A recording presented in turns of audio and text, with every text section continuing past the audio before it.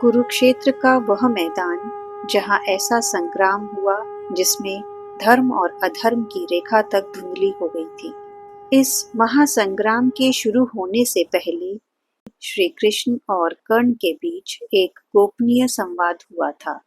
यह वह क्षण था जिसने कर्ण के जीवन को झकझोर दिया। आज वही कथा हम सुनेंगे जब श्री कृष्ण ने कर्ण को बताया उसका सच्चा जन्म। महाभारत का युद्ध शुरू होने से पहले पांडवों और कौरवों के बीच तनातनी अपनी चरम सीमा पर थी। तभी श्री कृष्ण ने निश्चय किया कर्ण से अकेले में मुलाकात करने का। श्री कृष्ण रथ लेकर सीधे अंगराज कर्ण के पास पहुंचे। कर्ण बहुत आश्चर्यचकित था कि द्वारकाधीश पांडवों के सारथी आज उसके पास क्यों आए हैं। तभी श्री कृष्ण ने बड़े ही शांत स्वर में कर्ण से कहा, हे कर्ण, मैं तुम्हें आज एक सत्य बताने आया हूँ जो अब तक तुमसे छुपा रहा। तुम राधा और अधिरथ के नहीं बल्कि कुंती के पुत्र हो, पांडवों के सबसे बड़े भाई हो। कर्ण के जैसे पैरों तले जमीन खिसक गई। उसको विश्वास ही नहीं हो रहा था कि वो कुंती पुत्र है। अर्जुन, भीम, नकुल, सहदेव सब उसके भाई हैं। श्री कृष्ण ने इतना ही नहीं, कर्ण को उसके पिता के बारे में भी बताया।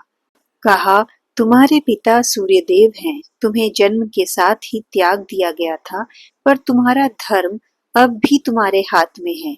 तुम मेरे साथ चलो, पांडवों के साथ रहो, तुम्हारा नाम इतिहास में स्वर्ण अक्षरों में लिखा जाएगा। कुछ क्षणों तक कर्ण मौन रहा। उसकी आंखों में अश्रु थे, लेकिन फिर उसके होठों पर एक हल्की सी शांत मुस्कान आई। उसने कहा, हे माधव, आपने आज मुझे सबसे बड़ा सत्य बताया, लेकिन अब मैं लौट नहीं सकता। बहुत देर हो चुकी है। जो रोटी दुर्योधन ने मुझे दी, जो सम्मान उसने मुझे दिया, मैं उसे ठुकरा नहीं सकता। मैं जानता हूँ मैं अधर्म के पक्ष में हूँ, पर मैं अधर्म के लिए नहीं, मित्रता के लिए लड़ूंगा। कृष्ण की आंखों में श्रद्धा थी। हे कर्ण, तुम्हारा बल, पराक्रम और त्याग अद्वितीय है। इस युद्ध में तुम वीर गति को प्राप्त करोगे, लेकिन तुम्हारा नाम युगों तक लिया जाएगा। और फिर वही हुआ जो नियति ने तय किया था। कर्ण ने धर्म को चुना, पर धर्म को अपनाया नहीं।